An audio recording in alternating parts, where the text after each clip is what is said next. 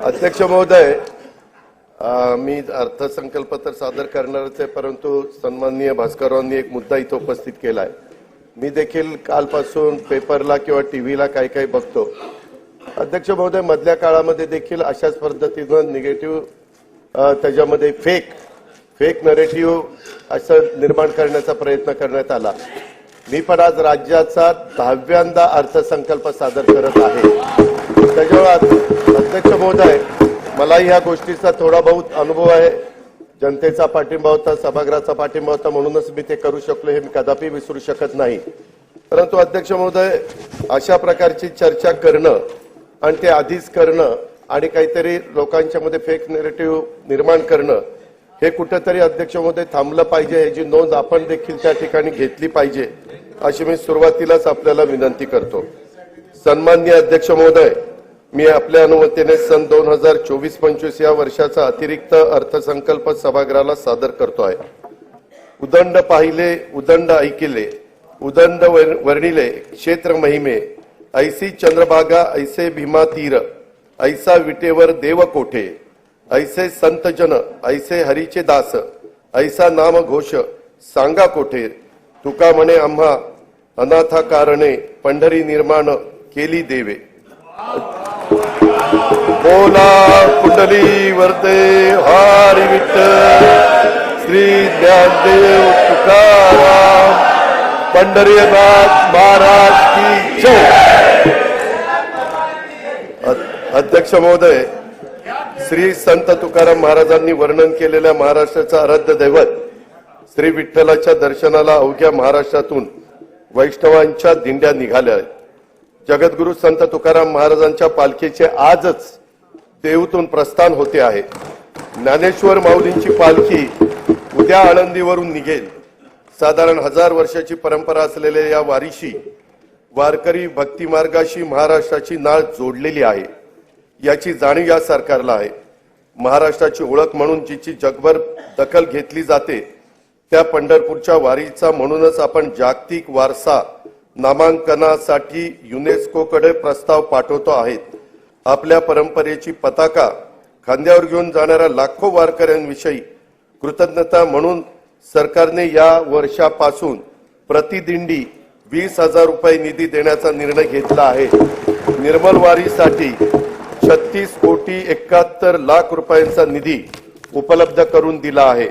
मुख्यमंत्री वैद्यकीय सहाय्यता कक्षाच्या माध्यमातून देहू, आळंदी ते पंढरपूर या दोन्ही मुख्य पालखी मार्गावरील सर्व वारकऱ्यांची आरोग्य तपासणी केली जाणार आहे.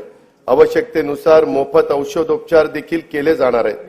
कीर्तनकार, वारकरी, भजनी मंडळ यांना सोयी सुविधा उपलब्ध करून देण्यासाठी तसेच पालखी मार्गाचे व्यवस्थापन करण्यासाठी मुख्यमंत्री वारकरी संप्रदाय महामंडळ स्थापन करण्याचा निर्णय घेण्यात आलेला आहे.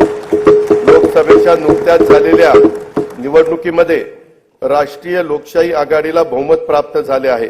केंद्रात माननीय श्री नरेंद्र मोदीजी यांच्या नेतृत्वाखाली सलग 3ऱ्यांदा सरकार स्थापन झाले आहे. माननीय पंतप्रधानांचे देखील मी त्यासाठी आपल्या सर्वांच्या तर्फे मनपूर्वक अभिनंदन करतो. महाराष्ट्राला सहकार्य करण्याबाबत केंद्र शासनाने नेहमीच सकारात्मक भूमिका घेतली आहे. केंद्र शासनाच्या 3ऱ्यांदा सरकार आल्यानंतर पहिल्याच मंत्रिमंडळाच्या बैठकीमध्ये महाराष्ट्र राज्यातील 76,200 कोटी रुपये किमतीचा वाढवण बंदर प्रकल्पाला मंजुरी देण्यात आली आहे. त्यामुळे राज्याच्या आर्थिक विकासाला चालना मिळणार आहे. त्याद्वारे 10 लाखाहून अधिक रोजगार निर्माण होणार आहे. यापुढील 5 वर्षही केंद्र शासनाचे असेच भक्कम पाठबळ राज्याला लाभेल याची खात्री मी बाळगतो. दिनांक 27 फेब्रुवारी 2024 रोजी मी सभागृहाला राज्याचा 2024-25 या आर्थिक वर्षाचा अंतरिम अर्थसंकल्प सादर केला होता. पायाभूत सुविधांवरील खर्चात वाढ करून राज्याची अर्थव्यवस्था $1 ट्रिलियन करण्याचा निर्धार त्यात व्यक्त करण्यात आला होता. रेल्वे, रस्ते, मेट्रो मार्ग, विमानतळ, बंदरे व उद्योग अशा विविध क्षेत्रातील गुंतवणुकीबाबतही मी त्यावेळी सविस्तर उल्लेख केला होता. अर्थव्यवस्थेचे आकारमान वाढल्यानंतर सरासरी दरडोई उत्पन्नात वाढ होणार आहेच, पण त्याचबरोबर राज्याच्या आर्थिक प्रगतीचे पुरेसे लाभ न होणाऱ्या घटकांच्या वैयक्तिक उत्पन्नात देखील लक्षणीय वाढ कशी होईल यासाठी प्रयत्न करणं गरजेचे आहे। महिला, शेतकरी, युवा, मागासवर्ग आणि सर्व समाजातील गरिबांना भरीव आर्थिक मदत आणि प्रगतीच्या संधी उपलब्ध करून देणे हा अतिरिक्त अर्थसंकल्पाचा मुख्य हेतू आहे। शाहू फुले आंबेडकरांच्या विचाराच्या पुरोगामित्वाचा वारसा जपत महाराष्ट्राने महिलांना केंद्रस्थानी ठेवून विकासाची वाटचाल केली आहे। शिक्षण, नोकरी आणि राजकीय क्षेत्रात महिलांना आरक्षण देणारे महाराष्ट्र हे देशातील पहिले राज्य आहे। राज्याने 1994 मध्ये पहिले महिला धोरण जाहीर केले, त्यात वेळोवेळी काल सुसंगत सुधारणा करण्यात आल्या।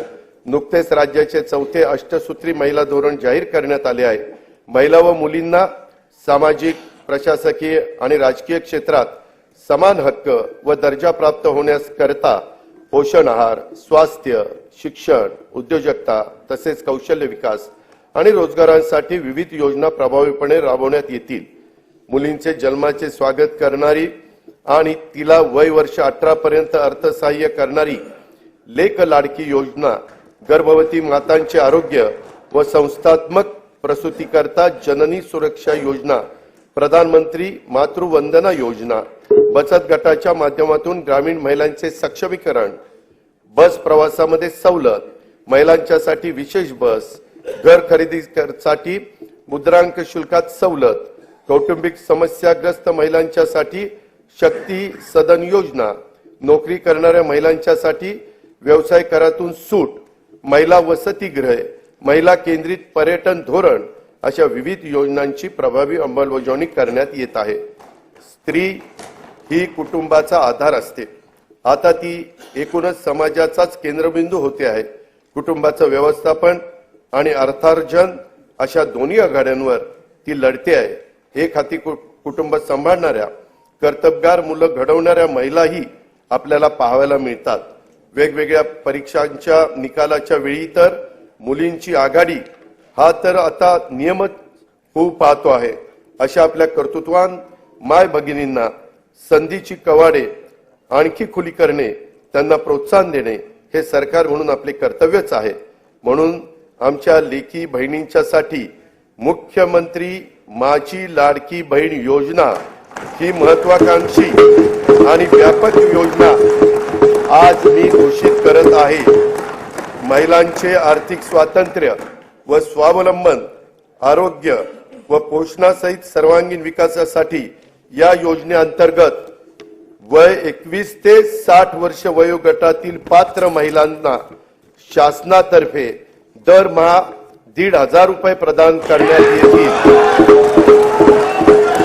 मुख्यमंत्री माझी लाडकी बहीण योजनेसाठी दरवर्षी 46,000 कोटी रुपयाचा निधी उपलब्ध करून देण्यात येईल। योजनेची अंमलबजावणी जुलै 2024 पासून करण्यात येईल। आपल्या शासनाने सन 2023-24 पासून लेक लाडकी ही योजना सुरू केली आहे। मुलींच्या जन्मापासून ती 18 वर्षाची होईपर्यंत तिला टप्प्याटप्प्याने एकूण 1,01,000 रुपये प्रदान करण्यात येतात। पिवळ्या आणि केशरी शिधापत्रिका धारक कुटुंबात दिनांक 1 एप्रिल 2023 रोजी किंवा त्यानंतर जन्म झालेल्या कन्येला हे अर्थसहाय्य करण्यात येतं। दिनांक 1 मे 2024 नंतर जन्माला आलेल्या व्यक्तींच्या नावाची नोंद शासकीय दस्तऐवजांच्या मध्ये त्यांचं नाव, नंतर आईचं नाव, नंतर वडिलांचं नाव आणि नंतर आडनाव या क्रमाने करण्याचं बंधनकारक देखील करण्यात आलेलं आहे। या वर्षीच्या अंतरिम अर्थसंकल्पात मी महिलांच्यासाठी स्वयंरोजगार निर्मिती तसेच सुरक्षित प्रवासासाठी पिंक ई रिक्षा योजनेची घोषणा केली होती। योजनेच्या पहिल्या टप्प्यात राज्यातील 17 शहरात 10,000 महिलांना रिक्षा खरेदीसाठी अर्थसहाय्य करण्यात येईल। या योजनेच्या करता 80 कोटी रुपयांचा निधी उपलब्ध करून देण्यात येईल। शुभमंगल सामूहिक नोंदणीकृत विवाह योजनेत लाभार्थी मुलींना देण्यात येणारं अनुदान पहिलं 10,000 रुपये होतं, आता ते 10,000 रुपयावरून 25,000 रुपये करण्यात आले आहे। राज्यातील सर्व आरोग्य उपकेंद्रात स्तन, गर्भाशय, मुखाच्या कर्करोग तपासणीसाठी उपकरणे व साहित्य उपलब्ध करून देण्यात येईल। त्यासाठी 78 कोटी रुपये निधीची तरतूद करण्यात येईल। रुग्णांची विशेषतः आमच्या गरोदर माता व बालकांची आरोग्य संस्थेत मोफत ने-आण करण्यासाठी 3324 रुग्णवाहिका कार्यरत आहेत। त्यातील जुन्या रुग्णवाहिकांच्या जागी नव्या रुग्णवाहिका उपलब्ध करून देण्यात येतील। महिलांची पाण्यासाठी होणारी पायपीट थांबवण्यासाठी हर घर नल हर घर जल संकल्पनेअंतर्गत जल जीवन मिशन कार्यक्रमातून ग्रामीण भागातून 1,25,66,986 घरांना न जोडणी देण्यात आली आहे। राहिलेल्या 21,04,932 घरांसाठीचे काम प्रगतीपथावर आहे। स्वयंपाकांच्यासाठी वापरल्या जाणाऱ्या इंधनाचा आणि महिलांच्या आरोग्याचा फार जवळचा संबंध असतो। महिलांच्या आरोग्याच्या नेहमीच तक्रारी कमी करायच्या असतील तर त्यांना स्वच्छ इंधन पुरवणं ही आपली जबाबदारी आहे। एलपीजी गॅसचा वापर त्या दृष्टीने सर्वात सुरक्षित असल्याने या इंधनाचा वापर वाढवला पाहिजे। गॅस सिलेंडर प्रत्येक घराला परवडेल यासाठी प्रत्येक पात्र कुटुंबाला वर्षाला 3 गॅस सिलेंडर मोफत देणारी मुख्यमंत्री अन्नपूर्णा योजना मी आज जाहीर करत आहे। ही योजना पर्यावरण संरक्षणाला सहाय्यभूत ठरेल आणि 52,16,412 लाभार्थी कुटुंबांना या योजनेचा लाभ देण्यात येईल। अंगणवाडी सेविका, मदतनीस व मिनी अंगणवाडी सेविका यांना सध्या सेवानिवृत्ती, मृत्यू, राजीनामा इत्यादी प्रकरणी 1 लाख रुपयांपर्यंतचा लाभ देण्यात येत आहे। महाराष्ट्र राज्य ग्रामीण जीवनोन्नती अभियानाअंतर्गत 6,48,000 महिला बचत गट कार्यरत असून ही संख्या 7 लाख करण्यात येणार आहे। बचत गटाच्या फिरच्या निधीच्या रकमेत 15,000 वरून 30,000 रुपये वाढ करण्यात आली आहे। उल्वे, नवी मुंबई येथे युनिटी मॉल बांधण्यात येत असून त्यातून महिला बचत गट व कारागिरांना उत्पादनाच्या प्रदर्शन व विक्रीसाठी हक्काचे व्यासपीठ उपलब्ध होईल।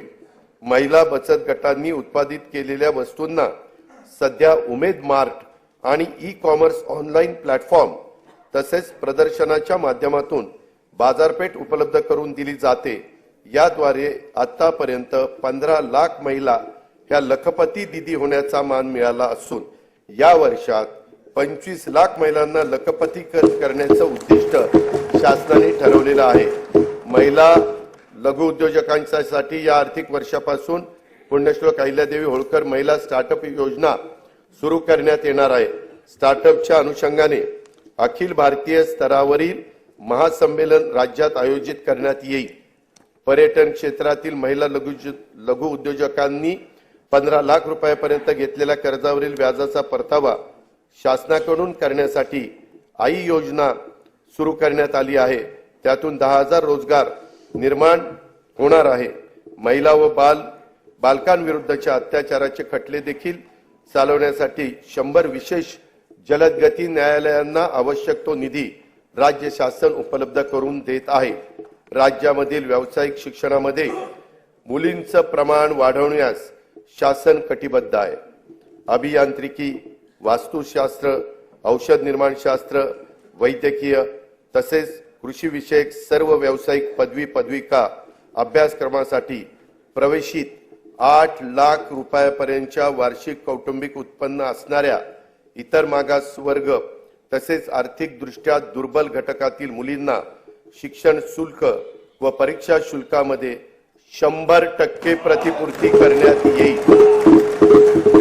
अध्यक्ष महोदय, या निर्णयाचा लाभ सुमारे 2,05,000 मुलींना होणार आहे। शैक्षणिक वर्ष 2024-25 पासून ही योजना सुरू करण्यात येणार असून सुमारे 2,000 कोटी रुपयांचा भार दरवर्षी राज्य सरकार याकरता उचलणार आहे। स्वावलंबी शेतकरी संपन्न शेतकरी हे ब्रीद जपत शेतकऱ्यांना विविध पातळीवर सहाय्य करण्यासाठी शासन कटिबद्ध आहे। बी बियाणासाठी थेट अनुदान, सिंचन सुविधा, आधुनिक तंत्रज्ञानाचा वापर, शेतीपूरक उद्योगांना प्रोत्साहन, शेतमालाचे मूल्यवर्धन, शेतमाल साठवणूक, बाजारपेठेची उपलब्धता इत्यादींबाबत विविध योजना राबवण्यात येत आहे। शासनाने सन 2023-24 या आर्थिक वर्षापासून शेतकऱ्यांना आर्थिक सहाय्य करण्यासाठी नमो शेतकरी महासन्मान निधी, 1 रुपयात पीक विमा, गोपीनाथ मुंडे शेतकरी सुरक्षा सानुग्रह अनुदान अशा विविध योजना सुरू केलेल्या आहेत।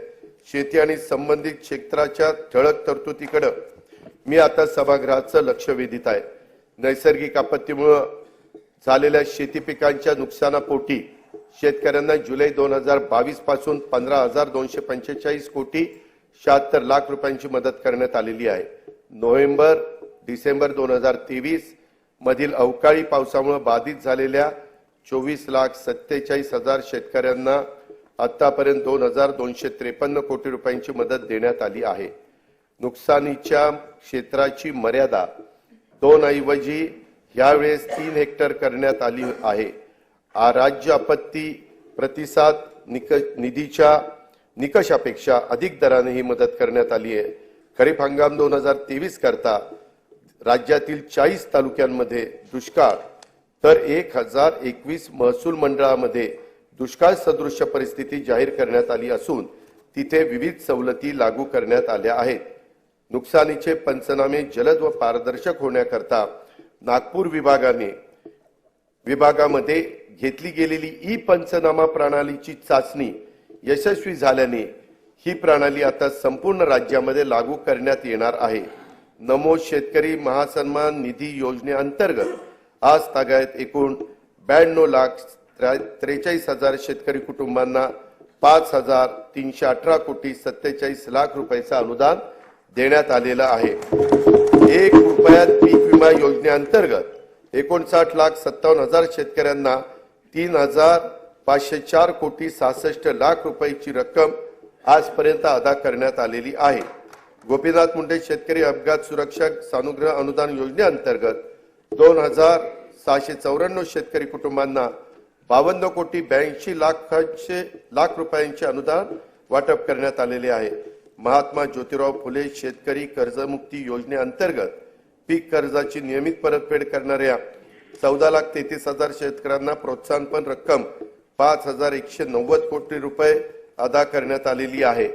उर्वरित रकमेचे वाटप देखील त्वरित त्या ठिकाणी देण्यात येईल।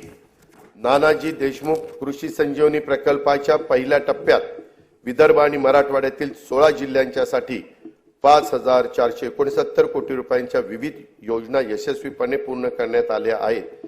या प्रकल्पाचा 6,000 कोटी रुपये किमतीचा दुसरा टप्पा 21 जिल्ह्यांमध्ये राबवण्यात येणार आहे। माननीय बाळासाहेब ठाकरे कृषी व्यवसाय व ग्रामीण परिवर्तन प्रकल्पाअंतर्गत 1,561 कोटी 64 लाख रुपये किमतीच्या 767 उपप्रकल्पांना मंजुरी देण्यात आली आहे। त्याचा लाभ सुमारे 9 लाख शेतकऱ्यांना होणार आहे। विदर्भ आणि मराठवाड्यातील 14 विपत्तीग्रस्त जिल्ह्यातील केशरी शिधापत्रिका धारक शेतकऱ्यांना अन्नधान्याऐवजी दरमहा रोख रक्कम अदा करण्यात येते। मे 2024 पर्यंत या पद्धतीने 11,85,000 लाभार्थींना 113 कोटी 36 लाख रुपये अदा करण्यात आले आहेत। राष्ट्रीय कृषी विकास योजना आणि राज्य पुरस्कृत कृषी यांत्रिकीकरण योजनेतून गेल्या 3 वर्षात 2,14,000 शेतकऱ्यांना ट्रॅक्टर आणि पॉवर ट्रेलर आदी यांत्रिकी शेती उपकरणांच्या खरेदीसाठी 1,239 कोटी रुपयाचं अनुदान देण्यात आलेलं आहे। शेतमालाच्या स्थानिक पातळीवर साठवणुकीसाठी गाव तेथे गोदाम ही योजना राबवण्यात येणार आहे। या योजनेत पहिल्या टप्प्यात 100 नवीन गोदामांचे बांधकाम तसेच अस्तित्वातील गोदामांची दुरुस्ती केली जाणार आहे। कापूस, सोयाबीन तसेच अन्य तेलबियांच्या उत्पादकतेमध्ये वाढ आणि मूल्य साखळी विकासासाठी विशेष कृती योजना राबवण्यात येत आहे। या योजनेसाठी सन 2024-25 मध्ये 341 कोटी रुपयाचा निधी उपलब्ध करून देण्यात येत आहे। आधारभूत किमतीनुसार खरीप व रब्बी हंगामातील कडधान्य व तेलबियांच्या नाफेड मार्फत खरेदीसाठी 100 कोटी रुपयाचा फिरता निधी स्थापन करण्यात येईल। कापूस व सोयाबीन पिकांच्या राज्याच्या शेती उत्पन्नामध्ये मोठा वाटा आहे।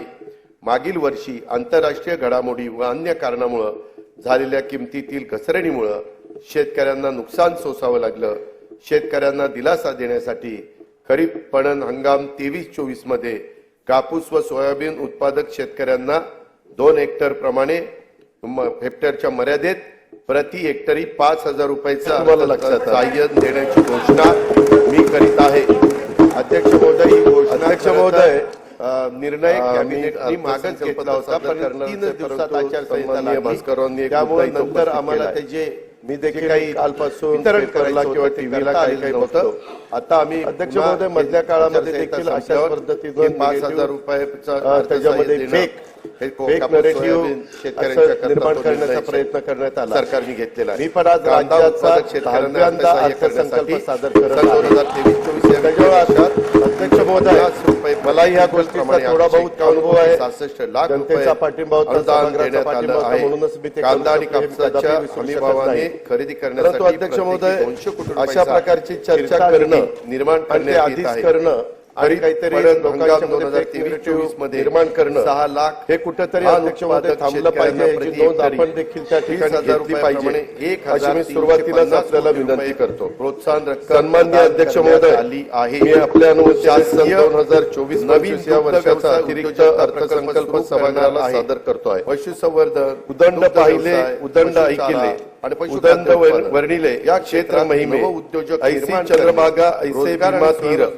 ऐसा विटेवर देव कोऱ्यांच्या मध्ये ऐसे संत जन ऐसे हरीचे दास ऐसा नाम घोष या सांगा कोठे उद्देश तुका म्हणे आम्हा नोंदणी अनाथा कारणे पंढरी निर्माण केली देवे। गायींचे दूध उत्पादकांना बोला कुंडली वरते हरी विठ्ठल श्री ज्ञानदेव तुकाराम पंढरीनाथ महाराज की जय।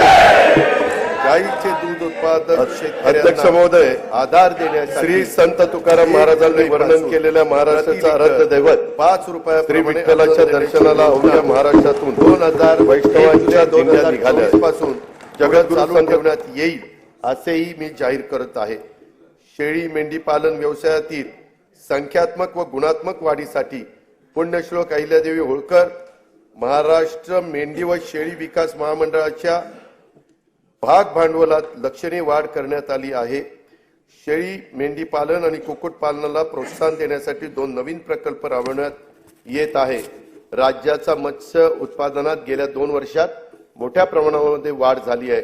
मत्स्य बाजार स्थापना तसेच मासळी विक्री सुविधांच्यासाठी आवश्यक निधी उपलब्ध करून देण्यात येणार आहे। अटल बांबू समृद्धी योजनेतून 10,000 हेक्टर खासगी क्षेत्रावर बांबूंची लागवड करण्यात येणार आहे। त्यासाठी शेतकऱ्यांना बांबू रोपे तसेच इतर आवश्यक बाबींकरता प्रति रोपासाठी 175 रुपयाचं अनुदान देण्यात येणार आहे। राज्यातील पडीक जमिनीवर मोठ्या प्रमाणावर बांबूची लागवड करण्यात येणार आहे। नंदुरबार जिल्ह्यातील 1,20,000 रुपये क्षेत्रावर बांबूची लागवड करून या योजनेची सुरुवात करण्यात येणार आहे। वन्य प्राण्यांच्या हल्ल्यात जीवितहानी झाल्यास त्यावयाच्या नुकसान भरपाईच्या रकमेत 20 लाख रुपयावरून 25 लाख रुपये आणि त्यात कायमचं अपंगत्व आल्यास 5 लाख रुपयावरून 7.5 लाख रुपये, गंभीर जखमी झाल्यास 1.25 लाख रुपयावरून 5 लाख रुपये, किरकोळ जखमी झाल्यास 20,000 रुपयावरून 50,000 रुपये अशा प्रकारची वाढ करण्यात आली आहे। शेती पिकाच्या नुकसान भरपाई करता देय रकमेत कमाल मर्यादेत पहिली 25,000 रुपये होती, ती आता आम्ही 50,000 रुपये वाढ करतोय। पशुधन हानीच्या नुकसान भरपाईतही भरीव अशा प्रकारची वाढ करीत आहोत। विविध कारणांमुळे अपूर्ण राहिलेले सिंचन प्रकल्प पूर्ण करण्यासाठी गेल्या 2 वर्षापासून विशेष मोहीम राबवण्यात येत आहे। आतापर्यंत 108 प्रकल्पांना सुप्रमा देण्यात आलेली आहे। जयंत पाटील साहेब, 108 प्रकल्पांना आपल्या वेळेस काय पुढे जायचंच नाही। ते येत्या 2 वर्षात 61 प्रकल्प पूर्ण होणे अपेक्षित आहे। या प्रकल्पातून सुमारे 3,65,000 हेक्टर सिंचन क्षमता निर्माण होणार आहे। राज्यातील कार्यान्वित प्रकल्पाच्या अपेक्षित आणि प्रत्यक्ष सिंचन क्षमतेतील तफावत दूर करण्यासाठी महाराष्ट्र सिंचन सुधारणा कार्यक्रम हाती घेण्यात येत आहे। या कार्यक्रमातून 155 प्रकल्पांच्या कालवे वितरण प्रणालीची सुधारणा करण्यात येणार आहे। येत्या 3 वर्षात त्यामुळे सुमारे 4,28,000 हेक्टर वाढीव क्षेत्राला प्रत्यक्ष सिंचनाचा लाभ होणार आहे। अध्यक्ष महोदय, विविध अपूर्ण सिंचन प्रकल्प पूर्ण करणे तसंच प्रकल्पाच्या वितरण प्रणालीतील सुधारणांच्यासाठी नाबार्डकडनं 15,000 कोटी रुपयाचं दीर्घ मुदतीचं अर्थसहाय्य मंजूर झालेलं आहे। ते आपण केव्हाही उचलू शकतो आणि हे प्रकल्प मार्गी लावू शकतो। उपसा सिंचन योजनांना वापरल्या जाणाऱ्या विजेचा खर्च कमी करणं तसंच शाश्वत वीज पुरवठ्यासाठी म्हैसाळ जिल्हा सांगली तसेच येथे पथदर्शी सौर ऊर्जा प्रकल्प राबवण्यात येणार आहे।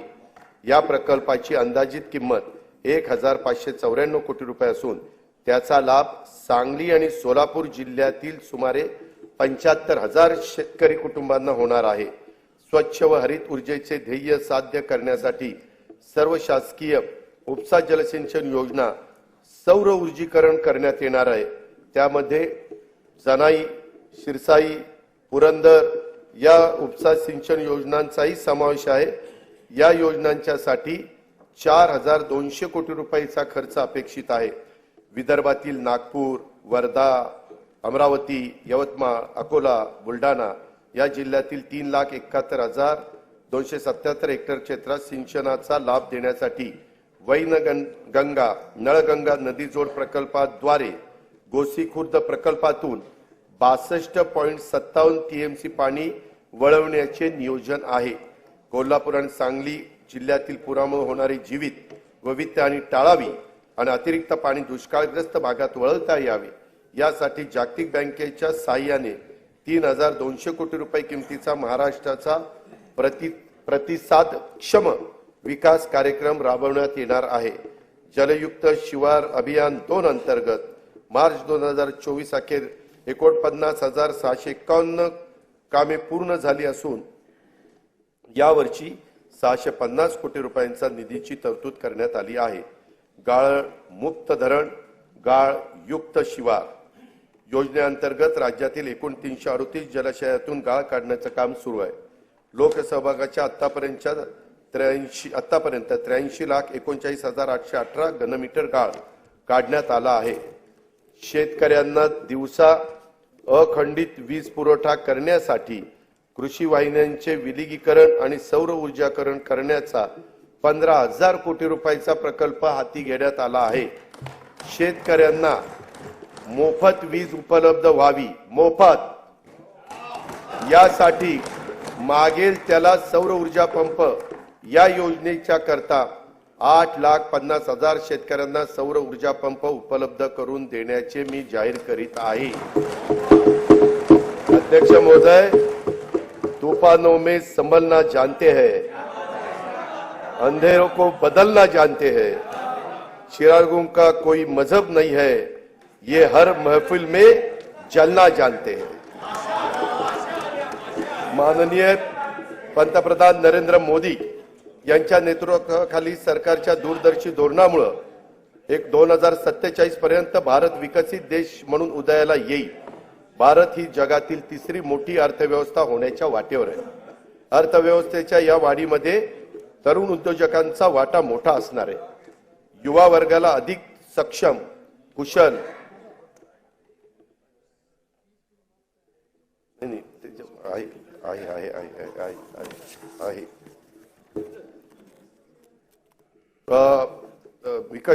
भारत ही जगातील 3री मोठी अर्थव्यवस्था होण्याच्या वाटेवर आहे। अर्थव्यवस्थेच्या या वाढीमध्ये तरुण उद्योजकांना वाटा मोठा असणार आहे। युवा वर्गाला अधिक सक्षम व कुशल आणि तंत्रस्नेही करण्यासाठी कौशल्य उद्योजकता विकासाच्या तसेच आर्थिक पाठबळ देण्याबाबत योजना सुरू आहेत। त्या अधिक परिणामकारक राबवण्याचा तसेच नवीन योजना सुरू करण्याचा शासनाचा मानस आहे। मी आता युवा वर्गासाठीच्या योजनांच्याकडे सभागृहाचं लक्ष वेधतो। राज्यातील विविध शैक्षणिक संस्थांच्या मधून दरवर्षी 11 लाख विद्यार्थी पदविका, पदवी, पदव्युत्तर परीक्षा उत्तीर्ण होतात। प्रमाणपत्र व अल्प मुदतीत अभ्यासक्रम पूर्ण करणाऱ्या विद्यार्थ्यांची संख्या देखील मोठी असते। औद्योगिक आणि बिगर औद्योगिक आस्थापनांमध्ये प्रत्यक्ष कामाद्वारे प्रशिक्षण घेतल्यास गरजू युवकांना रोजगाराची संधी तसेच उद्योगांना प्रशिक्षित मनुष्यबळ उपलब्ध व्हावे या उद्देशाने दरवर्षी 10 लाख तरुण तरुणींना प्रत्यक्ष कामावरील प्रशिक्षण देण्यासाठी मुख्यमंत्री युवा कार्य प्रशिक्षण योजना मी जाहीर करीत आहे। या योजनेअंतर्गत शासनामार्फत प्रशिक्षणार्थी दरमहा 10,000 रुपये विद्यावेतन देण्यात येईल। त्यासाठी दरवर्षी 10,000 कोटी रुपयाचा खर्च अपेक्षित आहे। शासनाच्या योजनांची माहिती जनतेपर्यंत पोहोचवण्यासाठी दरवर्षी 50,000 युवकांना कार्य प्रशिक्षण देण्यात येईल। जागतिक बँक सहाय्यित 2,307 कोटी रुपये किमतीच्या मानवी विकासासाठी उपयोजित ज्ञान आणि कौशल्य विकास प्रकल्पाअंतर्गत 500 औद्योगिक प्रशिक्षण संस्थांची दर्जावाढ तसेच मॉडेल ITI जागतिक कौशल्य केंद्र महाराष्ट्र राज्य कौशल्य विद्यापीठ डेटा सेंटर अशा विविध संस्थांचे बळकटीकरण आणि उद्योजकता विकास कार्यक्रम राबवण्यात येणार आहे। मुंबई, पुणे, नागपूर, अमरावती, यवतमाळ, कोल्हापूर, छत्रपती संभाजीनगर, कराड जिल्हा सातारा, अवसारी खुर्द जिल्हा पुणे येथील तंत्र शिक्षण संस्थांच्या मध्ये सेंटर ऑफ एक्सलन्स स्थापन करण्यास मान्यता देण्यात आली आहे। पंडित दीनदयाळ उपाध्याय रोजगार मेळावा व नमो महारोजगार मेळाव्यातून रोजगार इच्छुक युवांना नोकरीची संधी उपलब्ध करून दिल्या जात आहेत। या माध्यमातून सन 2023-24 मध्ये 95,478 उमेदवारांची नोकरीसाठी निवड झाली आहे। स्वामी विवेकानंद आंतरराष्ट्रीय कौशल्य विकास प्रबोधिनी मुंबईत गोवंडी येथे कार्यान्वित झाली आहे। राज्याच्या ग्रामीण भागात 511 प्रमोद महाजन ग्रामीण कौशल्य विकास केंद्रे स्थापन करण्यात आली असून या केंद्रातून 15 ते 45 वयोगटातील 18,980 उमेदवार कौशल्य प्रशिक्षण घेत आहेत।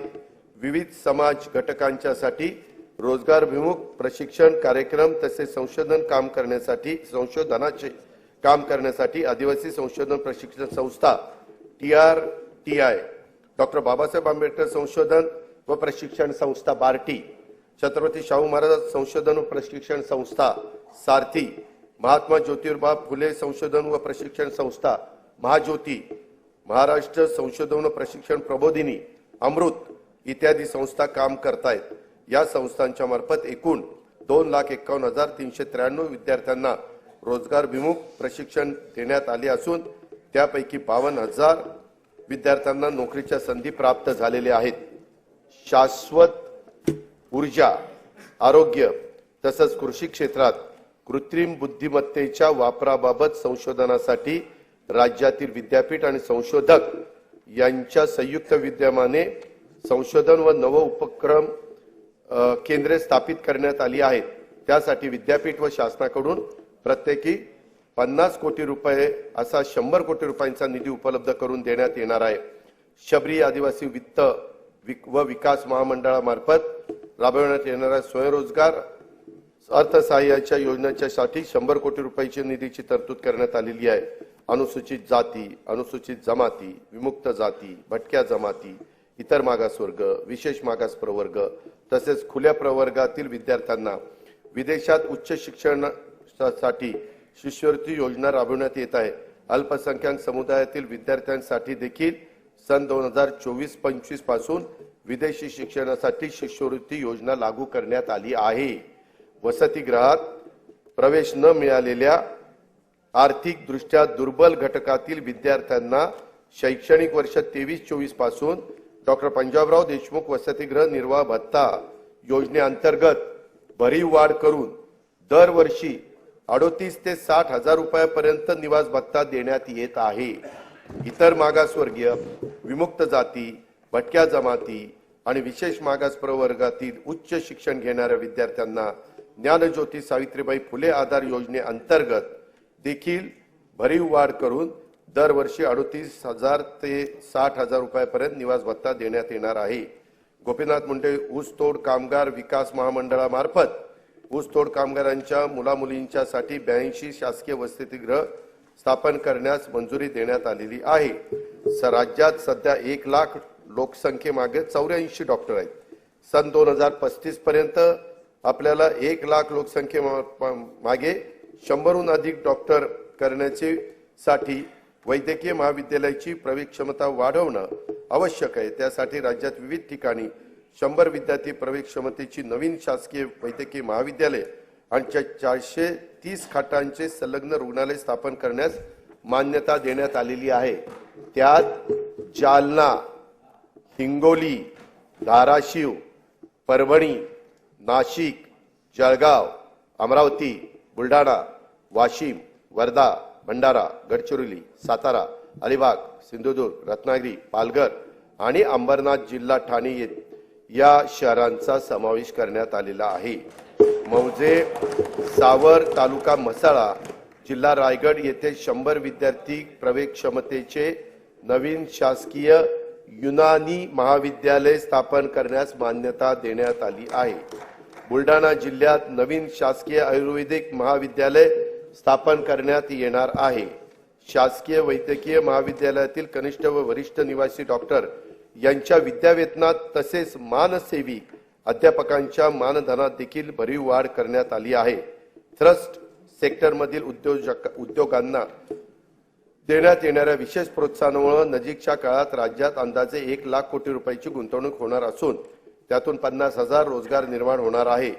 हरित हायड्रोजन उत्पादनासाठी विकासकांबरोबर झालेल्या सामंजस्य करारानुसार 2,11,400 कोटी रुपयांची गुंतवणूक होणार असून त्याद्वारे 55,900 रोजगार निर्माण होणार आहेत. महापे नवी मुंबई येथे 25 एकर जागेत India gems and jewellery park नियोजित आहे. त्यात 2,000 सूक्ष्म, लघु व मध्यम उद्योग घटकांना समावेश असून 50,000 कोटी रुपयाची गुंतवणूक होणार आहे. त्यातून 1 लाख रोजगार निर्माण होतील. एकात्मिक व शाश्वत वस्त्रोद्योग धोरण 2023 ते 28 जाहीर करण्यात आले असून या अंतर्गत 5 वर्षात 25,000 कोटी रुपयांची भरीव गुंतवणूक आणि 5 लाख रोजगार अपेक्षित आहे. कॅप्टिव्ह मार्केट योजनेमुळे सूतगिरणी, यंत्रमाग, प्रोसेसिंग, पॅकिंग तसेच वाहतूक क्षेत्रात मोठ्या प्रमाणात रोजगार निर्माण होणार आहे. खाजगी गुंतवणूक वाढवण्यासाठी लघु वस्त्रोद्योग संकुले तसेच टेक्निकल टेक्सटाईल पार्क उभारण्याचे शासनाने ठरवलेले आहे. सिंधुदुर्ग जिल्ह्यात आंतरराष्ट्रीय दर्जाचे स्कुबा डायव्हिंग केंद्र सुरू करण्यात येणार असून बुडीत जहाजावरील प्रवाळाचे दर्शन हे त्यांचे विशेष आकर्षण असेल. या प्रकल्पासाठी 20 कोटी रुपये खर्च अपेक्षित आहे.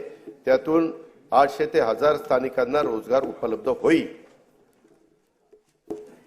अध्यक्ष महोदय, हयात लेके चलो, कायनात लेके चलो, चलो तो सारे जमाने को साथ लेकर चलो. दारिद्र्य निर्मूलन आणि जनतेचे राहणीमान उंचावण्यासाठी शासन अरे कधीतरी समाधान माना. आहे पुढे आहे. जनतेचे राहणीमान उंचावण्यासाठी शासन कटिबद्ध असून विविध योजनांच्या माध्यमातून अविरतपणे सामाजिक विकासाचे प्रयत्न सुरू आहेत.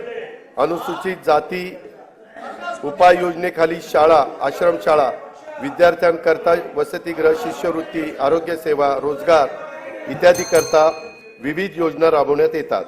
आदिवासी विकास उपाय योजनेअंतर्गत बालकांच्या पोषणामध्ये वाढ करण्यासाठी भारतरत्न डॉक्टर APJ अब्दुल कलाम अमृत आहार योजना, शासकीय आश्रमशाळांमध्ये विज्ञान केंद्राची उभारणी करण्यासाठी नमो आदिवासी स्मार्ट शाळा अभियान, वसतिगृहात प्रवेश न मिळालेल्या विद्यार्थ्यांना उच्च शिक्षणासाठी पंडित दीनदयाळ उपाध्याय स्वयं योजना, वस्त्यांना पायाभूत सुविधा उपलब्ध करून देण्यासाठी ठक्कर बाप्पा आदिवासी विकास योजना आदी योजनांच्या माध्यमातून पुरेसा निधी उपलब्ध करून देण्यात येत आहे.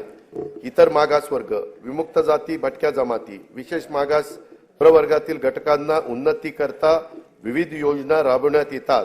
या प्रवर्गातील विद्यार्थ्यांच्या करता आश्रमशाळा, ऊसतोड कामगारांच्या मुलांच्यासाठी आश्रमशाळा, विद्यानिकेतन, धनगर समाजासाठीच्या विविध योजना क्रांती ज्योती सावित्रीबाई फुले शिष्यवृत्ती योजना, डॉक्टर पंजाबराव देशमुख वसतिगृह योजना, तांडा वस्ती मुक्त वसाहत योजना इत्यादी योजनांच्या माध्यमातून पुरेसा निधी उपलब्ध करून देण्यात येत आहे। राज्यातील सर्व बौद्ध, जैन, शीख, पारसी, ख्रिश्चन व मुस्लिम या अल्पसंख्याक समुदायातील घटकांच्या विकासाकरता हे सरकार वचनबद्ध आहे। सामाजिक व आर्थिक दृष्ट्या दुर्बल घटकांच्यासाठी असलेल्या योजना परिणामकारक राबवणे, नवीन योजना, विशेष योजना आखणे आणि त्यासाठी पुरेसा आर्थिक तरतूद करणे या धोरणातून सर्व स्वरूपातील सार्वत्रिक दारिद्र्य नाहीसे करणे हे शाश्वत विकास ध्येय साध्य करण्याचा आमचा निश्चय आहे।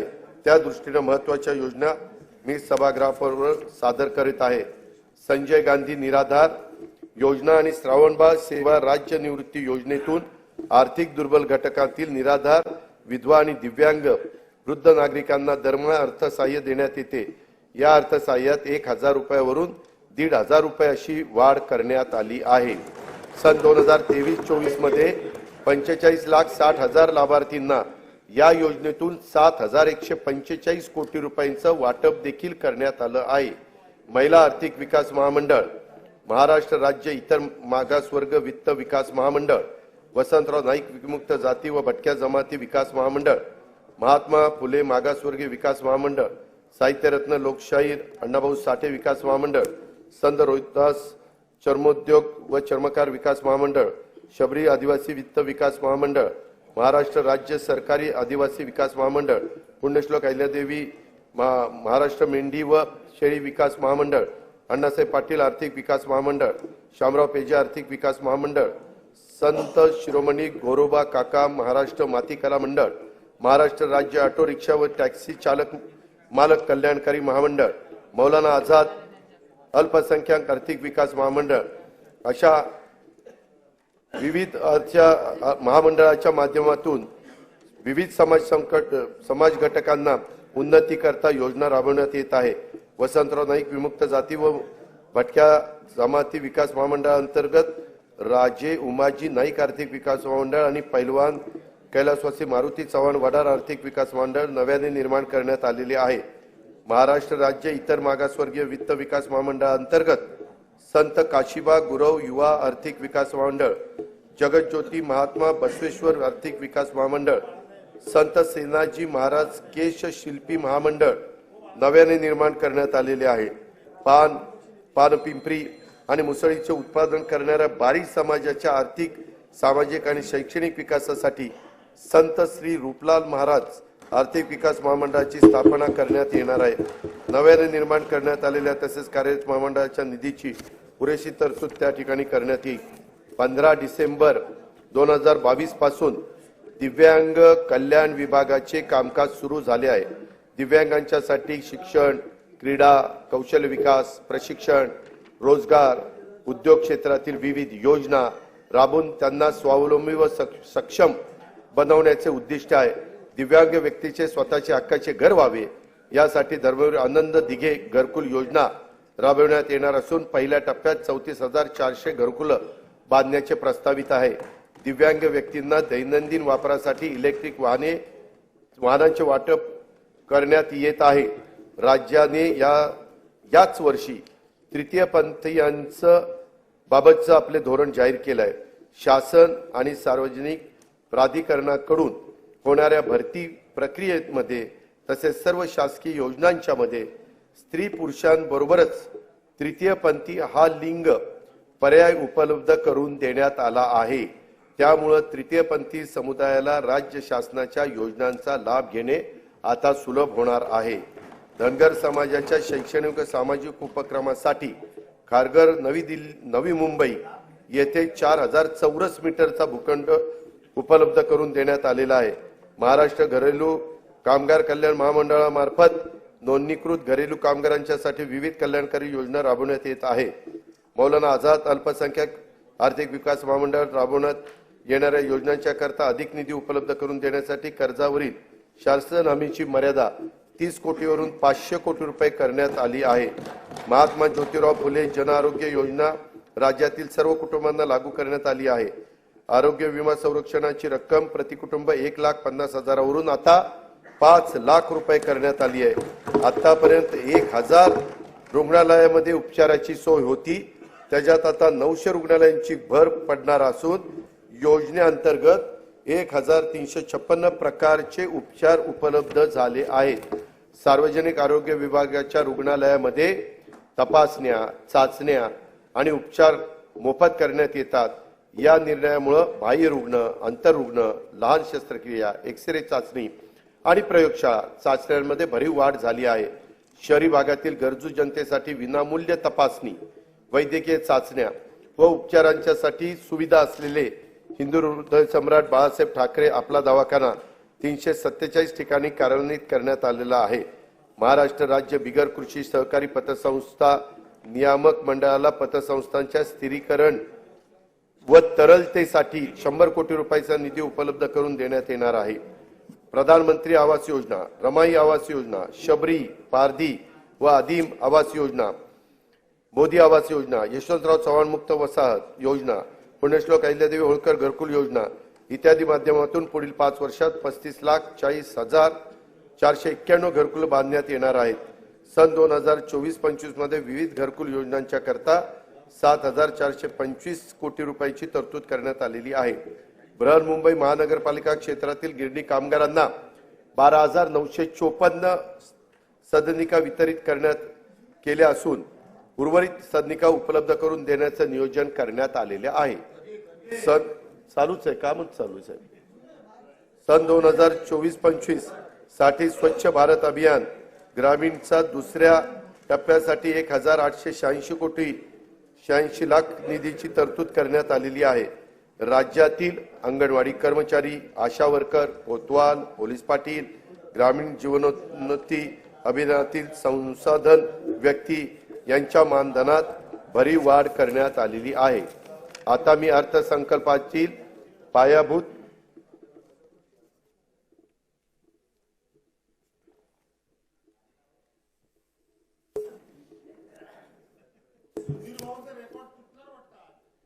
सध्या महाराष्ट्र राज्यात एकूण 47.41 लाख म्हणजे 47,41,000 शेतीपंप ग्राहक असून त्यांचा वीज वापर हा 39,247 दशलक्ष युनिट एवढा असून त्या वीज वापराची किंमत एकूण 33,046 कोटी इतकी आहे।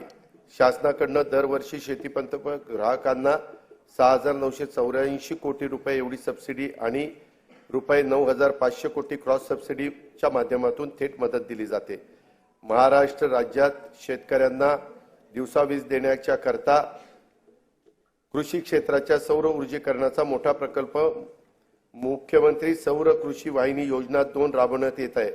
सदर योजनेअंतर्गत 9,200 मेगावॉट क्षमतेचे विकेंद्रीकृत सौर ऊर्जा प्रकल्प हाती घेण्यात आलेले आहेत। या सर्व प्रकल्पांची अंमलबजावणीचा साठी कालावधी 18 महिने असून मार्च 2024 पासून ऑक्टोबर 2025 पर्यंत हे प्रकल्प पूर्ण होणार आहेत। ह्याच्याकरता जेवढी जमीन लागणार होती ती सगळी जमीन प्राजक्त सरकारकडेच उपलब्ध झाली आणि ती आपण हँडओव्हर देखील त्या ठिकाणी केली। त्याच्यामध्ये राज्यातील 46,06,000 शेतीपंप धारक हे एवढे शेतकरी हे 7.5 हॉर्सपॉवर पर्यंत मोटार चालवतात, म्हणजे 1 हॉर्सपॉवर पासून 3, 5, 7.5 पर्यंत आणि त्याच्यावरचे पण काही 10, 15, 20 असे आहेतच। ते सगळे 3 लाख आहेत, परंतु हे 44,06,000 आहेत। यांचा पूर्णपणे वीज माफीचा निर्णय राज्य सरकारने घेतलेला आहे। त्यासाठी राज्य सरकारवर जेवढा भार शासनावर पडणार आहे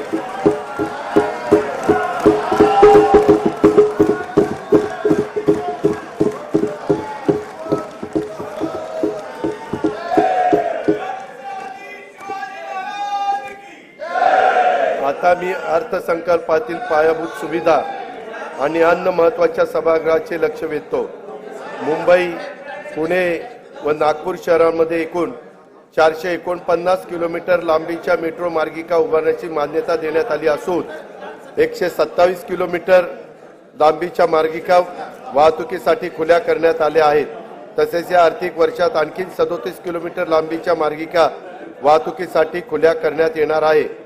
शिवडी नावाशेवा प्रकल्पांतर्गत शिवडी वरळी जोड रस्त्यांचे 57% काम झाले असून डिसेंबर 2025 अखेर या प्रकल्पाचे काम पूर्ण करण्यात येणार आहे। बाळकुम येथे गायमुख या नियोजित ठाणे किनारी मार्गाची लांबी 13.45 किलोमीटर असून सुमारे 3,364 कोटी रुपये किमतीचे हे काम मे 2028 पर्यंत पूर्ण होणे अपेक्षित आहे। स्वराज्य रक्षक छत्रपती संभाजी महाराज मुंबई किनारी मार्गाचे बहुतांशी काम पूर्ण झाले असून दोन्ही मार्गिका अंशतः खुल्या करण्यात आल्या आहेत। प्रधानमंत्री ग्राम सडक योजनेच्या तिसऱ्या टप्प्यात सुमारे 6,500 किलोमीटर लांबीच्या रस्ते सुधारणांचे उद्दिष्ट आहे। सद्यस्थितीत 2,303 किलोमीटर लांबीच्या रस्त्याचे काम पूर्ण झाले असून उर्वरित कामे प्रगतीपथावर आहेत। मुख्यमंत्री ग्राम सडक योजनेच्या तिसऱ्या टप्प्यात 23,000 किलोमीटर लांबीचे रस्त्यांची कामे आगामी 3 वर्षात पूर्ण करण्यात येणार आहेत। भगवान बिरसा मुंडा जोड रस्ते योजनेसाठी 1,400 कोटी रुपयाचा तरतूद करण्यात आलेली आहे। संत सेवालाल महाराज जोड रस्ता योजना तसेच यशवंतराव होळकर जोड रस्ते योजनेची अंमलबजावणी लवकरच सुरू करण्यात येत आहे। परिवहन सेवेमध्ये सुधारणा तसेच हवेतील प्रदूषण कमी करण्यासाठी 19 महानगरपालिकांमध्ये PME बस सेवा योजना राबवण्यात येणार आहे।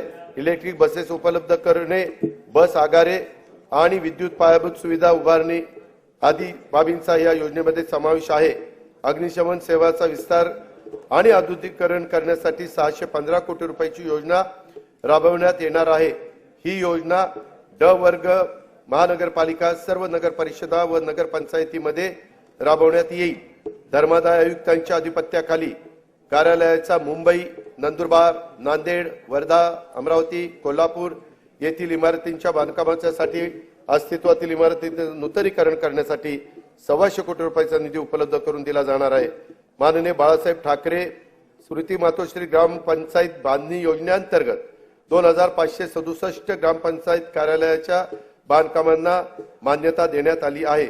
शिवकालीन 12 किल्ल्यांना जागतिक वारसा नामांकन प्राप्त व्हावे म्हणून युनेस्कोकडे प्रस्ताव पाठवण्यात आला आहे। कोकणातील कातळ शिल्पे, पंढरपूर वारी, दहीहंडी उत्सव आणि गणेशोत्सव याबाबतचे देखील प्रस्ताव पाठवण्यात येणार आहेत। शासनाकडून रायगड किल्ल्यावर शिवराज्याभिषेक सोहळा दरवर्षी साजरा करण्याचे ठरवले असून त्याचा आवश्यक तो निधी शासन उपलब्ध करून देणार आहे। वेंगुर्ला जिल्हा सिंधुदुर्ग येथे 66 कोटी रुपयाचे अंदाजित किमतीचा आंतरराष्ट्रीय दर्जाचा पाणबुडी प्रकल्प विकसित करण्यात येणार आहे। सातारा जिल्ह्यातील पश्चिम घाट परिसरातील पर्यटन स्थळाच्या विकासासाठी 381 कोटी 56 लाख रुपये किमतीचा एकात्मिक पर्यटन विकास आराखडा करण्यात आला आहे। या अंतर्गत श्री क्षेत्र महाबळेश्वर विकास, प्रतापगड किल्ला जतन व संवर्धन, सह्याद्री व्याघ्र पर्यटन आणि कोयना हेळवाक वनक्षेत्राअंतर्गत जलपर्यटनाचा समावेश आहे। पावसाळ्यात कल्याण नगर मार्गावरील माळशेज घाटाला भेट देणाऱ्या पर्यटकांची संख्या मोठी आहे।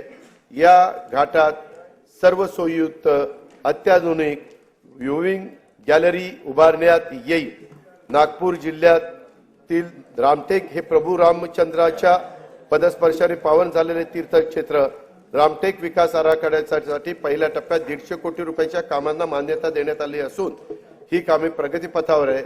आता दुसऱ्या टप्प्यातील 211 कोटी रुपयाची कामे देखील हाती घेण्यात येणार आहेत। आध्यात्मिक गुरु तथा समाज सुधारक बाबा जुमदेवजी यांना पावड तवना तालुका मौदा जिल्हा नागपूर येथील स्मारकासाठी 77 कोटी रुपये रकमेचा विकास आराखडा तयार करण्यात येणार आहे। संत ज्ञानेश्वर महाराजांची अजरामर ज्ञानेश्वरीची जिथे रचना केली त्या नेवासा येथील मंदिर परिसराचा देखील विकास आराखडा तयार करण्यात येणार आहे। कोल्हापूर शहरातील राजाराम तलावाकाठी अत्याधुनिक आंतरराष्ट्रीय कन्व्हेन्शन सेंटर उभारण्यात येईल। त्याचा प्लॅन फार सुंदर केलाय, तो तिथे आपण उभारणार आहोत। बीजे शासकीय वैद्यकीय महाविद्यालय पुणे येथे बहुउद्देशीय सभागृह उभारण्याकरता तसेच किसान शिक्षण प्रसारक मंडळ बोरगाव काळे तालुका जिल्हा लातूर या शैक्षणिक संस्थेला सुवर्ण महोत्सवी निमित्त भौतिक व शैक्षणिक सुविधांसाठी विकास करण्यासाठी आवश्यक निधी उपलब्ध करून देण्यात येईल। छत्रपती संभाजी महाराजांच्या पदस्पर्शाने पावन झालेल्या शिराळा जिल्हा सांगली येथे त्यांचे स्मारक उभारण्यात येईल। श्री संत रूपलाल महाराजांचे समाधीस्थळ असलेल्या अंजनगाव सुरजी जिल्हा अमरावती येथे त्यांचे स्मारक उभारण्यात येणार आहे। आदिवासी कलांचे प्रदर्शन वृद्धी आणि कलाकारांना प्रोत्साहन देण्यासाठी हदगड तालुका सुरगाणा जिल्हा नाशिक येथे कलादालन स्थापन करण्यात येणार आहे। मुंबईतील साहित्यरत्न लोकशाहीर अण्णाभाऊ साठे संशोधन व प्रशिक्षण संस्थेचे 305 कोटी रुपयाच्या आराखड्याला मान्यता देण्यात आलेली आहे। जिल्हास्तर संस्थापक क्षमता वाढवून विकासाला चालना देण्यासाठी महास्ट्राईड हा 2232 कोटी रुपये किमतीचा प्रकल्प जागतिक बँकेच्या साहाय्याने राबवण्यात येणार आहे। भारतातील शेती मुख्यतः पावसावर अवलंबून आहे याची आपल्याला जाणीव आहे। मात्र गेल्या काही वर्षात झालेल्या जागतिक वातावरणातील बदलांमुळे मोसमी हवामान तीव्र बदल होत असून त्याचे दुष्परिणाम शेतकऱ्यांना भोगावे लागत आहे। अशा अडचणीत आलेल्या राज्यातील शेतकरी बांधवांना मदतीची गरज आहे। त्यासाठी त्यांना दिलासा देण्यासाठी मुख्यमंत्री बळीराजा वीज सवलत योजना जी मी आता सांगितली ती आपण देतोय। त्याचं नाव आहे मुख्यमंत्री बळीराजा वीज सवलत योजना आणि त्याच्यामध्ये आपण जवळपास ह्या सगळ्या कामाच्या करता मोफत वीज 7.5 हॉर्स पॉवर पर्यंत देतोय। म्हणून 14,761 कोटी रुपयाचं अनुदान स्वरूपात उपलब्ध करून देणार आहे। या अर्थसंकल्पातील विविध समाज घटकांच्यासाठी महत्वाकांक्षी नवीन योजना घोषित केल्या आहेत।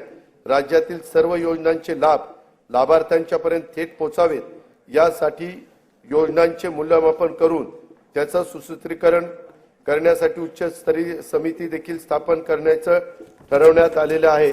त्याच्यामुळे इथं निधीची कुठली कमतरता कमी पडणार नाही। सन 2024-25 मध्ये जिल्हा वार्षिक योजनेअंतर्गत देखील 18,165 कोटी रुपयाचा नियतव्यय प्रस्तावित करण्यात आला आहे। हा नियतव्यय गेल्या वर्षीच्या तुलनेमध्ये 20% अधिक आहे। वार्षिक योजना 2024-25 मध्ये कार्यक्रम खर्चासाठी 1,92,000 कोटी रुपयाचा नियतव्यय प्रस्तावित करण्यात आला आहे। त्यामध्ये अनुसूचित जाती उपाय योजना 15,893 कोटी रुपये आणि आदिवासी विकास योजना 15,360 कोटी रुपये नियतव्ययाचा समावेश आहे। सन 2024-25 मध्ये एकूण खर्चासाठी 6,12,293 कोटी रुपयाचा तरतूद प्रस्तावित आहे। महसूल जमा 4,99,463 कोटी रुपये, महसुली खर्च 5,19,514 कोटी रुपये प्रस्तावित केलेला आहे।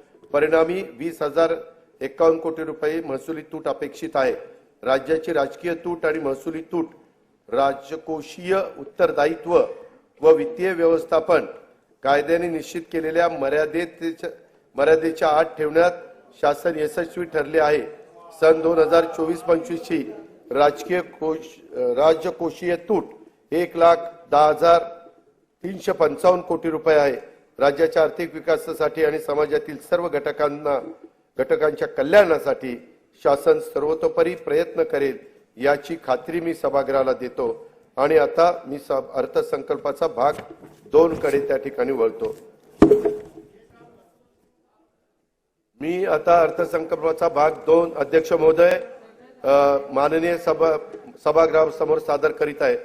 सन 2023-24 या आर्थिक वर्षासाठी राज्याच्या स्वतःचा कर महसुलाचा सुधारित अंदाज 3,26,397 कोटी रुपये आहे। सन 2024-25 या आर्थिक वर्षाचा स्वतःच्या कर महसुलाचे अर्थसंकल्पीय उद्दिष्ट 3,43,040 कोटी रुपये इतके एवढे निश्चित करण्यात आले आहे। सर्वसामान्य नागरिकांना तसेच उद्योग व व्यापार केंद्राला दिलासा मिळावा म्हणून राज्यभर पेट्रोल व डिझेल वरील मूल्यवर्धित करात समानता आणण्यासाठी आवश्यकता होती आहे। त्या दृष्टीने बृहन्मुंबई, ठाणे व नवी मुंबई या महानगरपालिका क्षेत्रातील डिझेलवरील सध्याचा कर 24% 21% करण्याचे प्रस्तावित आहे। तसेच पेट्रोलवर 26% वरून तो 25% असा 25% कमी करण्याचा प्रस्ताव आहे। या बदलांमुळे नाही, बृहन्मुंबई, नवी मुंबई आणि ठाणे हे तिथं जास्त होता, त्यांची सारखी तक्रार होती, तेही आता आपण एकसारखी करतोय. या बदलांमुळं ठाणे, बृहन्मुंबई आणि नवी मुंबई या महानगरपालिका क्षेत्रातील पेट्रोलचा दर हा 65 पैसे व डिझेलचा दर अंदाजे 2 रुपये 7 पैसे प्रति लिटर स्वस्त होणार आहे. केंद्रीय सशस्त्र पोलीस दलामध्ये 7 सशस्त्र सेना दल कार्यरत असून त्यापैकी सीमा सुरक्षा दल व केंद्रीय राखीव पोलीस दल यातील सशस्त्र जवानांना व्यवसाय कर भरण्यापासून सूट देण्यात आली आहे. आता उर्वरित 5 दलातील म्हणजेच आसाम रायफल्स, केंद्रीय औद्योगिक सुरक्षा दल, भारत तिबेट सीमा पोलीस दल, राष्ट्रीय सुरक्षा रक्षक व सशस्त्र सीमा दलातील राष्ट्रीय कर्तव्य बजावणाऱ्या सशस्त्र जवानांना व्यवसाय कर भरण्यापासून सूट देण्याबाबत मी प्रस्तावित करीत आहे. याचा लाभ अंदाजे 12,000 जवानांना होणार आहे. नोंदणी झालेल्या दस्तास कमी मुद्रांक शुल्क भरल्याचे निष्पन्न झाल्यास मुद्रांक शुल्काच्या फरकाच्या रकमेवर दस्त निष्पादित केल्याच्या तारखेपासून आकारण्यात येणारी दंडाची रक्कम ही 2% दरमहा होती, ती आता अध्यक्ष महोदय आपण 1% दरमहा करण्याचा निर्णय घेण्यात आलेला आहे. म्हणजे त्याच्यामध्ये 24% वर्षाला होती, ती आता 12% करण्यात आली. बऱ्याच जणांची तशी मागणी होती. मुद्रांक शुल्क परताव्यासाठी ऑनलाईन पद्धतीने अर्ज करता येईल. अर्ज करण्याची कालमर्यादा मुद्रांक खरेदी केल्यापासून 6 महिन्याऐवजी 1 वर्ष करण्यात येईल. वरील प्रस्तावांना सन्माननीय सदस्यांचा पाठिंबा मिळेल असा विश्वास मी इथं व्यक्त करतो. अध्यक्ष महोदय, आतापर्यंत मी या राज्याचा 10 वेळेला जनतेचा अर्थसंकल्प मांडण्याची संधी मला मिळाली. निंदी कोणी मारी, वंदी कोणी पूजा करी, मज हेही नाही तेही नाही, वेगळा दोन्हीपासूनही. या न्यायाने केलेल्या कामाची पावती आहे असे मी मानतो. तुका म्हणे मज घडो त्यांची सेवा, तरी माझ्या दैवा पार नाही, अशी तुकोबारायाच्या भाषेत प्रार्थना करून मी आपली रजा घेतो. जय हिंद, जय महाराष्ट्र.